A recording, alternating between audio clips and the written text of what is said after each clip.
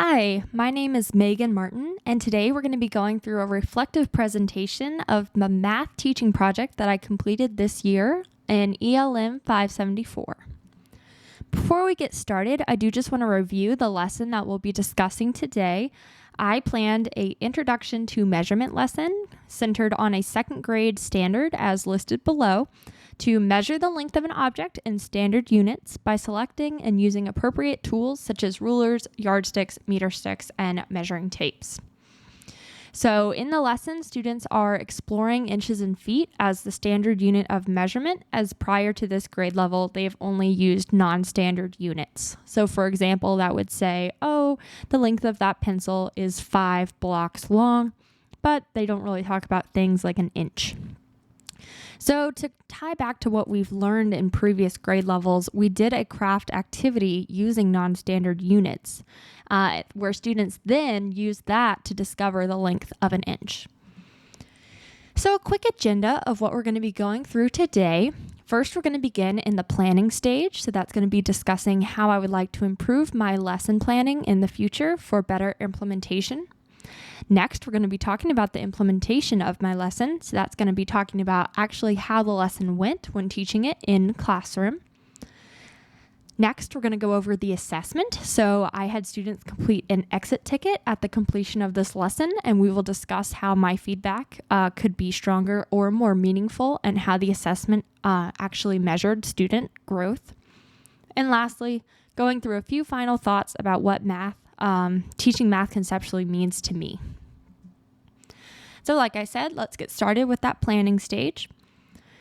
So overall, I think that my lesson is fairly good, but it does not have enough mathematical reasoning on the students' front. So for the biggest problem that I've noted here is that students are mostly given the answer, and they're not provided with an opportunity to self-discover and reason independently, which is mathematical reasoning. As you can see here on the right, I do have some evidence to show this.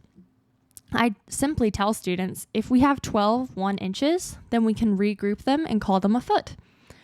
I do like how I went back and tied to prior knowledge that students know that 10 ones blocks are the same as a tens block, but I don't think that's how I should have introduced it moving forward.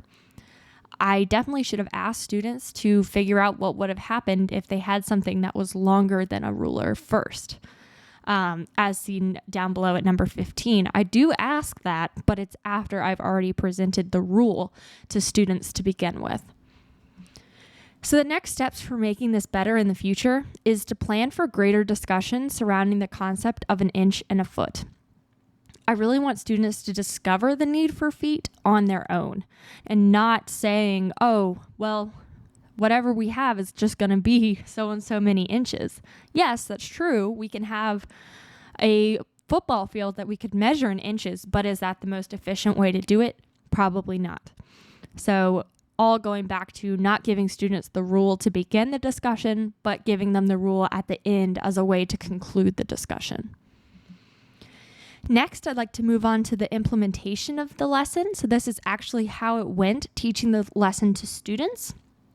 This semester was slightly unique due to COVID-19. I was not able to teach this lesson to an actual group of second graders. I did teach this to my peers in my program, so that was a little bit different, but still offered a great opportunity for me to practice teaching. So one of the biggest things upon watching my teaching with my peers was that I needed to increase wait time and actually put students into productive struggle. So during my implementation, I was really focused on sharing the information, and I didn't implement proper wait time with my students. Therefore, my students never found themselves in a state of productive struggle, meaning basically the whole lesson was laid out for them. They answered the questions, they got it right, and we moved on. I never really had a chance for students to think about the questions I was asking or even go into a place where they might not know the answer. So as you can see here, I have a quick little clip from my task 2 that we can review. And in this clip, you will see me answering my own question after asking it and not giving students an opportunity to ponder.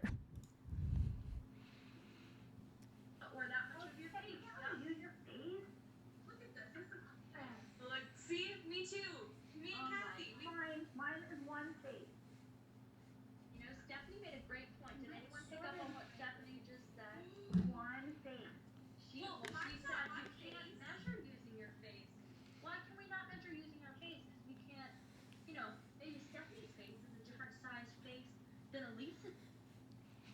So again, as you can see there, I ask the students, why can't we measure using our face? And immediately answer. I don't actually give students any time to think about it. And unfortunately, that's not the only example of that in my lesson plan. So the next steps for this is I would like to continue to educate myself with classroom management skills. I know that was not one that I mentioned on the previous slide, but as a new teacher, that is something that intimidates me. And I do think it would help with implementing productive struggle and wait time if students know that as an expectation in the classroom starting from the beginning of the school year. So in order to do so, I'd like to take on more leadership positions within my mentor classroom, and I want to make a conscious effort not to answer the questions that students ask me or the questions that I ask students too quickly, thus to allow proper wait time. So far, I've been practicing this in my mentor classroom by actually counting in my head. Every time I ask a question, I have waited at least 3 to 5 seconds just to see what students are thinking. They might answer the question on their own, or they might continue to look with a blank stare. But regardless, they're in that state of productive struggle where they can actually think about it on their own without being hand-fed all of the answers from me. Next, I'd like to talk about the assessment stage. As I mentioned earlier, students were given a worksheet to complete at the end of this lesson, where they were asked to measure 5 things around their house or classroom. So, as you can see here on the right, this is an example of a completed worksheet from a student. However, you can see I don't have a ton of feedback or commentary for the student. The student did get everything correct, which is excellent. She was able to select what she was measuring, make the proper decision on if she would measure it using inches or feet, and then all of her recorded measurements were fairly reasonable. Again, since this was done in a virtual environment, I'm unable to exactly check what students' measurements were, but using best guess and estimations, I am able to determine whether or not students got it close enough. So again, my current problem here is that my feedback does address what the students did right and wrong, but it is not inspiring any kind of challenge. The students that are in need of a challenge, such as Jessica here, did not have any opportunity to attempt any kind of level 4 opportunity. So all of the questions were laid out, they answered them, they turned them in. There was no level of challenge. So again, my evidence, I have this example worksheet with my comment to Jessica saying, "Great job on our measurement lesson. What else are you curious about?" And although I think this is a good way to get Jessica thinking, it does not actually get her to prove anything that she learned. It's just something in her brain to think about. So giving students who are in need of challenge an opportunity to display that, or at least attempt something a little bit harder, definitely needs to be implemented here. The next steps for this is I'd like to work closely with my mentor teacher to learn more about what level 4 opportunities look like at this age. So far with COVID, things have been a little bit odd, and level 4 opportunities have been kind of hard to come by. So I definitely would like to learn from her before starting next year a little bit more about what a level 4 opportunity looks like in the 2nd grade. Additionally, I'd like to observe the AIG classroom at my mentor school and incorporate some of the challenges that they do in that class into the general classroom environment. Although I recognize that this is not going to be applicable for all the students, for those that are in need of that challenge, I would like to go ahead and get them interested and engaged through using some of the same techniques used in an AIG classroom and prepare them for that when they go into 3rd grade. Lastly, let's go through some final thoughts about what teaching math conceptually means to me. So basically from this course, I've kind of gotten my previous math concepts flipped on their head. I learned that it's just so important not to take the easy way out. And then to do that, it really means showing students how and why math works in the way that it does. So this means not just simply explaining a rule, but explaining why that rule works, how it works, explaining it conceptually, showing them conceptually, working it out conceptually, and doing that until students understand it in a way that they could use the rule to their advantage. So for me, that means taking a step back and relearning these concepts. if it means that it would be for my students' benefit. For example, in our course, we talked about dividing fractions. Up until this point in my life, I did not understand conceptually how to divide fractions. I simply knew the method that I was taught in elementary school using the rules.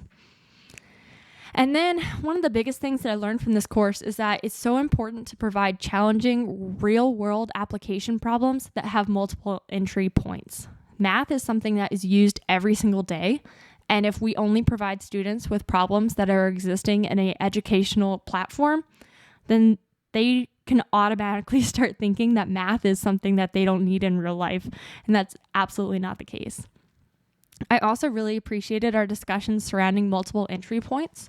It goes on to highlight that there really are multiple ways to solve a problem, and however students can think about it and get to the right answer is a valid and important way that can be discussed in a classroom. Something else that I really enjoyed discussing this semester was the incorporation of technology and manipulatives. With COVID-19, technology manipulatives have really become very crucial, but I think that there's something that is going to stay in the math classroom for years to come. Not only having things online, but also physically being able to touch manipulatives when working through math conceptually just helps students think about it, visualize it, and be able to manipulate it. And lastly, something that's really important to me is to make math fun. I really enjoy math. I always have, and I think I always will. But it just breaks my heart when there are students that think that math is unachievable for them. So I really want to make math something that is just equitable for all students, something that students can reach whether they think they have a math brain or not. You don't need a math brain to do math right. And in my classroom, I want to make sure that's emphasized. So all in all, I just want to say thank you for a great semester, and I appreciate you listening to my reflective presentation. Have a great summer. Thank you.